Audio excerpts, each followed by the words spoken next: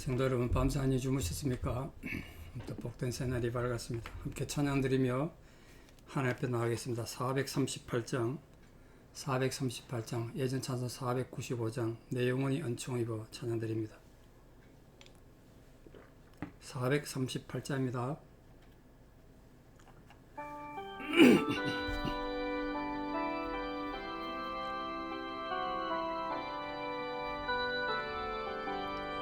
내 영혼이 은총 입어 중한 죄지 벗고 보니 슬픔 많은 이 세상도 천국으로 아하도다. 할렐루야 찬양하세. 내 모든 죄 사함받고 주 예수와 동행하니 그 어디나 하늘나라. 주의 얼굴 뵙기 전에 멀리 뵈던 하늘나라. 내 맘속에 이루어지니 날로 가깝도다. 할렐루야 찬양하세. 내 모든 죄 사함받고 주 예수와 동행하니 그 어디나 하늘나라. 높은 산이 그친들이 조막이나 궁궐이나 내 주 예수 모신 곳이 그 어디나 하늘나라.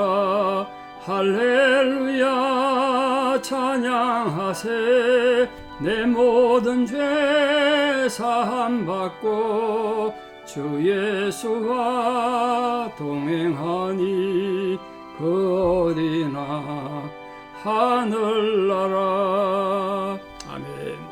함께 신앙 고백 드리겠습니다. 나는 전능하신 아버지 하나님 천지의 창조주를 믿습니다. 나는 그의 유일하신 아들 우리 주 예수 그리스도를 믿습니다. 그는 성령으로 잉태되어 동정녀 마리아에게서 나시고 본디오 빌라도에게 고난을 받아 십자가에 못 박혀 죽으시고 장사된 지 사흘 만에 죽은 자 가운데서 다시 살아나셨으며 하늘에 오르시어 전능하신 아버지 하나님 우편에 앉아 계시다가 거기로부터 살아있는 자와 죽은 자를 심판하러 오십니다. 나는 성령을 믿으며 거룩한 공교회와 성도의 교제와 죄를 용서받는 것과 몸의 부활과 영생을 믿습니다. 아멘. 2023년 8월 29일 화요일 새벽 하나님 주신 말씀 사무엘상 9장 18절에서 27절입니다. 사무엘상 9장 18절에서 27절. 사무엘상 9장 18절에서 27절 봉독에 올립니다. 사울이 성문한 사무엘에게 나아가 이르되 선견자의 집이 어딘지 청하거든 내게 가르치소서 하니 사무엘이 사울에게 대답하여 이르되 내가 선견자이니라. 너는 내 앞서 산당으로 올라가라. 너희가 오늘 나와 함께 먹을 것이요 아침에는 내가 너를 보내되 네 마음이 있는 것을 다 네게 말하리라. 사흘 전에 이른 네 암나기들을 염려하지 말라 찾았느니라. 온 이스라엘이 사모하는 자가 누구냐? 너와 네 아버지의 온 집이 아니냐 하는지라. 사울이 대답하여 이르되 나는 이스라엘 지파의 가장 작은 지파 베냐민 사람이 아니니까 또 나의 가족은 베냐민 지파 모든 가족 중에 가장 미약하지 아니하니까 당신이 어찌하여 내게 이같이 말씀하시나이까 하니 사무엘이 사울과 그의 사원을 인도하여 객실로 들어가서 청한 자 중 상석에 앉게 하였는데 객은 30명가량이었더라. 사무엘이 요리인에게 이르되 내가 네게 주며 네게 두라고 말한 그 부분을 가져오라. 요리인이 넓적다리와 그것에 붙은 것을 가져다가 사울 앞에 놓는지라. 사무엘이 이르되 보라 이는 두었던 것이니 네 앞에 놓고 먹으라. 내가 백성을 청할 때부터 너를 위하여 이것을 두고 이때를 기다리게 하였느니라. 그날에 사울이 사무엘과 함께 먹으니라. 그들이 산당에서 내려 성읍에 들어가서는 사무엘이 사울과 함께 지붕에서 담화하고 그들이 일찍이 일어날 새 동틀 때쯤이라. 사무엘이 지붕에서 사울을 불러 이르되 일어나라 내가 너를 보내리라 하매 사울이 일어나고 그 두 사람 사울과 사무엘이 함께 밖으로 나가서 성읍 끝에 이르매 사무엘이 사울에게 이르되 사원에게 우리를 앞서가게 하라 하니라. 사원이 앞서감으로 또 이르되 너는 이제 잠깐 서 있으라 내가 하나님의 말씀을 네게 들려주리라 하더라. 아멘. 영화나 또 옛날 소설 보면 아주 초자연적 능력 행하는 아주 권위 있는 그런 선견자 같은 그런 모습은 사무엘에게 있습니다. 그 사무엘이 보여준 아주 독특한 초능력이 있는데요. 사울 아버지가 잃어버린 암나귀 염려하지 말래 찾았대요. 어떻게 알았을까요? 뭐 정보를 연락받은 것도 아니고 전화가 되는 것도 아닌데 이거 사무엘이 가진 어떤 초능력일까? 하나님으로부터 계시라든가 하여튼 그런 부분에 사무엘이 좀 탁월했던 것 같습니다. 근데 오늘 또 본문에 시작하면서 우리가 좀 눈여겨봐야 될 부분이 있는데 사울이 사무엘을 알아보고도 사무엘이 누군지 몰랐습니다. 사무엘이 나라에 꽤 유명한 사람이고 우리 미스바에서 백성들 모아놓고 집회도 하고 했는데 사울이 몰라봤어요. 얼굴을. 왜 그랬을까요? 뭐 사울이 젊고 또는 어려서 전체 백성들이 모여서 집회할 때 못 가서 그럴 수도 있겠다 생각이 듭니다만 더 중요한 건 이 사무엘의 행색이 말입니다. 이 한나라의 지도자고 지금 왕 같은 위치에 있는데 그럼 아주 옷을 화려하게 입는다든지 누가 봐도 저분은 왜 대단한 지도자 같다 이런 모습을 풍기는 그런 모습을 해냈다는 거예요. 그 어떤 권위를 드러내는 위세를 부리거나 뭐 수행을 거느리거나 그렇게 하지 않고 보통 그냥 시골에 있는 할아버지처럼 그래 있었던 것 같아요. 그러니까 사울이 이 사무엘한테 사무엘이 어디 있냐 물은 거 아닙니까 지금? 선견자 집이 어디 있느냐? 그러니까 우리 하나님은 우리가 겉으로 어떻게 우리를 꾸미고 단장하느냐 이거보다 마음의 단장, 내면의 단장을 정말 중요시하는 거 아니겠습니까? 우리 뭐 교황처럼 화려하게 왕관을 쓰고 이래야 뭐 하나님 인정은 아니잖아요. 솔직하게 겸손하게 이렇게 치장하지 않고 자기를 낮추는 겸손함. 예수님이 별명이 온유와 겸손해라 그랬잖아요. 낙이 타고 오시는 그 메시아를 한번 보십시오. 얼마나 초라한가. 그 사람의 그 외모로 드러내는 어리석은 인간들의 기준과 달리 하나님은 나중에 사무엘을 통해 이렇게 말씀하시잖아요. 나의 보는 것은 사람이 보는 것과 같지 않다. 사람은 외모를 보지만 나 여호와는 중심을 보느니라. 이 사무엘이 이렇게 사울 왕한테 했습니다만 사실은 이 신앙 고백이 사무엘의 삶의 자세였어요. 하나님 앞에 그렇게 살았던 거예요. 그러니까 이 사울이 깜짝 놀랐겠죠. 아니 이분이 선견자라니 놀랐겠죠. 어떤 권위도 없고 그러니까.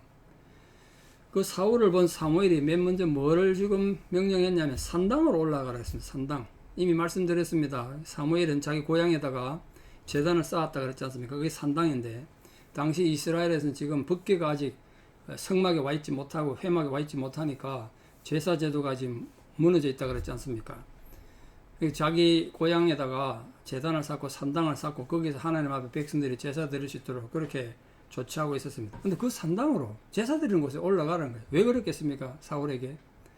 지금 사무엘은 어떤 뜻이 있고 계획이 있어서 지금 사울을 만났는데 그 중요한 얘기 하기 전에 하나님 앞에 제사 드리는 것이 얼마나 중요한가 그걸 이 사울에게 먼저 가르치고 싶었어요.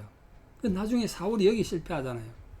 하나님 앞에 이 순종하는 것이 제사보다 낫다고 나중에 책망을 듣는데 처음 잘 보십시오. 사무엘이 평생 최초로 사울 생애 최초로 사울을 만났을 때 사울에게 맨 먼저 뭘 가르쳤는가? 산당으로 올라가라고 그랬어요. 하나님 앞에 제사 드리는 게 중요한 거 그거부터 배우라는 거예요. 지금 왜 사울의 관심은 이제 암나귀밖에 없는 거예요. 나귀 새끼 하나. 네 지금 그런데 신경 쓸 게 아니다. 하나님 앞에 제사 드리고 예배 드리는 자세를 먼저 갖추는 게 중요하다. 경건의 연습을 하라는 거죠. 그걸 사울에게 가르쳤어요. 오늘날 우리도 하나님 백성으로 예수 제자로 살면서도 세상 삶 속에서 이 하나님에 향한 예배나 또 하나님에 대한 헌신보다도 세상의 염려, 걱정 때문에 하나님을 예배하기가 힘들 때도 있고 예배에 실패할 때도 있죠. 그러면 안 된다는 거예요. 우리 삶의 우선권이 어디 있느냐? 하나님 앞에 우선권이 있어야 된다. 산당에 먼저 나갈 줄 알아야 돼. 여러분 모든 삶이 바쁘고 힘들고 어려울수록 예배를 가장 중요시 하십시오. 그럼 하나님 여러분을 중요하게 생각할 겁니다. 하나님 분명히 그러셨어요. 나를 존중히 여긴 자를 나도 존중히 여길 거라고. 하나님 존중히 여기는 게 뭡니까? 예배입니다. 예배. 하나님을 높여드리는 예배. 산당에 먼저 나가라. 네 삶의 자세를 좀 다시 바꾸라는 거예요. 그러면서 지금 이 사울에게 이제 이스라엘의 왕을 세우기 위한 밑거림을 그리는 겁니다. 온 이스라엘이 사모하는 자가 누구냐? 너와 네 아버지 온 집이 아니냐? 이렇게 말했습니다. 이게 뭔 뜻입니까? 온 이스라엘이 기다리고 사모하는 자. 지금 이스라엘 백성들이 요구하는 게 뭔데? 왕입니다. 왕. 결국 너희 집안에 왕이 태어날 거고 네가 왕이 될 거라는 소리잖아요. 그걸 지금 사울에게 지금 얘기했단 말이에요. 근데 여기에 지금 사울의 반응이 어떤가 잘 보십시오. 참 가슴 아픈 반응이라 생각되는데요. 21절에 보십시오. 사울이 대답하여 이르되 나는 이스라엘 지파의 가장 작은 지파 베냐민 사람 아닙니까? 또 나의 가족은 베냐민 지파 모든 가족 중에 가장 미약하지 않습니까? 당신이 어찌하여 내게 이같이 말씀하십니까? 여러분 이 말씀에 뭘 느낄 수 있습니까? 가장 느끼는 건 겸손입니다. 사울은 원래 이렇게 겸손한 사람이었습니다. 이스라엘 전체 민족 중에 가장 약한 지파가 베냐민 지파고 그 약한 베냐민 지파 중에 가장 미약한 존재가 우리 집안인데 어떻게 우리 집안에서 왕이 될 수 있습니까? 이렇게 자기를 낮출 줄 알았던, 자기를 볼 줄 알았던 사람이 처음에. 그런데 이 사람이 나중에 자기의 정치적인 적이 됐던, 사실 정적이 아니고 자기 스스로 적을 만든 거죠. 다윗을 죽이기 위해 가지고 얼마나 교만하고 악을 행했는 사람을 바뀝니까? 어떻게 이 겸손했던 사람이 그렇게 바뀔까요? 그렇지 가슴 아픈 본문이에요. 만약 사울이 오늘 이 가졌던 사무엘에게 고백했던 이 겸손한 마음을 계속 유지했다면 아마 성군이 됐을 겁니다. 성군. 다윗이 필요 없을지 몰라요. 제가 좀 극단의 표현인지 모르겠습니다만 사울 왕조가 계속되어 갔겠죠. 근데 이 인간의 마음이 수시로 바뀌다 보니까 환경에 따라 바뀌고 또 자기의 개인 욕심에 따라 바뀐다는 거예요. 이유는 만물의 모든 거짓되고 부패한 것이 사람의 마음입니다. 만물보다 거짓되고 부패한 게 사람 마음이에요. 그래서 할 수 없는 거죠. 인간의 마음. 그러니까 여러분 자기 마음 관리를 좀 잘 하셔서 여러분 처음 가졌던 그 순수한 마음, 겸손한 마음, 그게 아무리 세상에 존경받고 인정받더라도 그 겸손한 마음이 바뀌지 않도록 그런 사람이 하나님 앞에 위대한 영웅이 되는 것 같아요. 조그마한 삶의 업적에서 인간은 누구나 교만해질 수 있습니다. 그런 실수를 누구나 하게 되죠. 누가 뭐 큰 소리 칠 수 있겠습니까? 여러분 기억하십시오. 오늘 사울이 보여주었던 이 겸손한 모습, 그 겸손한 모습이 내게서 변질되지 않고 영원히 하나님의 바로 서도록 노력하는 우리가 되기를 축복합니다. 자, 사무엘이 사울을 이스라엘 왕으로 세우기 위해서 어떻게 했는가 보십시오. 어떻게 높이고 환대했는가. 지금 사무엘은 민족의 지도자고 제사장이고 또 선지자고 사사입니다. 그런데도 이 30명이나 되는 사람들 불러놓고 지금 일부러 잔치를 한 거예요. 왜? 사울이 오늘 올 줄 알았기 때문에 미리 사람들 데려다 놓고 그 사람들 아마 지도자들이었을 겁니다. 그 사람들에게 이 사람이 너희들의 왕이 될 사람이다. 그걸 보여주기 위한 어떤 액션을 취하는 거죠. 그게 뭐냐? 그 잔치 자리에 제일 상석 자리에 사울 앉겠어요. 아마도 그 중에 나이가 제일 어렸을 겁니다. 사울이. 근데 그 상석에 앉았어요. 사울이 아마 좌불 안석했을 겁니다. 얼마나 민망하고 다 어른들인데 자기가 상석에 앉아 있으니까. 그러니까 그건 아주 상징적 의미가 있습니다. 이때까지 이제 민족의 지도자로 활약했던 사무엘이 자기의 모든 지도권을 지금 사울에게 넘긴다. 사울에게 넘겨준다는 건 상징적인 행동으로 보여준 거죠. 그리고 그 사울에게 고기의 넓적다리 부분을 주어서 먹게 했습니다. 이거 굉장히 상징적 표현인데요.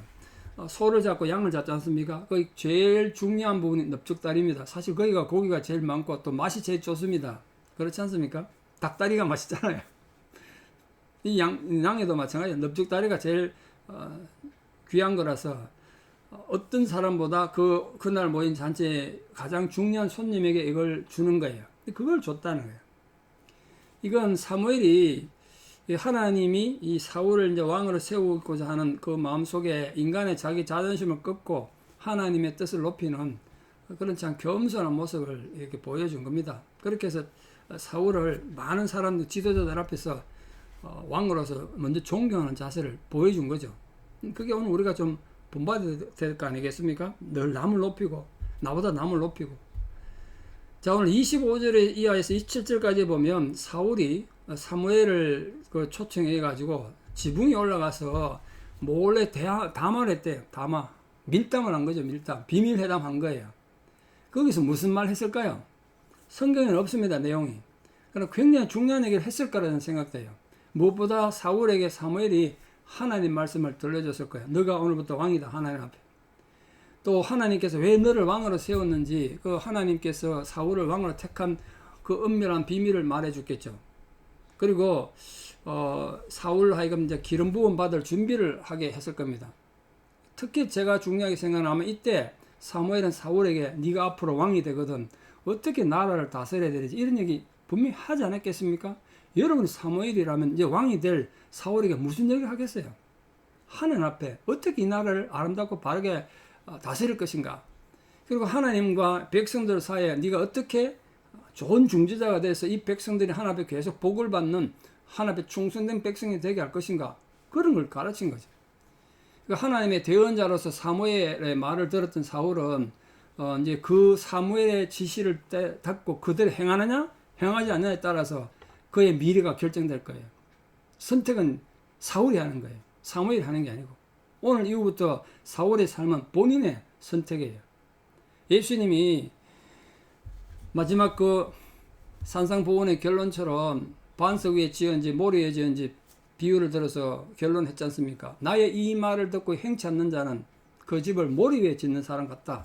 그러나 내 말을 듣는 자는 반석 위에 지은 사람 같으니 비바람 풍파가 쳐도 무너지지 않을 것이다. 결국은 우리가 선택하는 거예요. 우리가.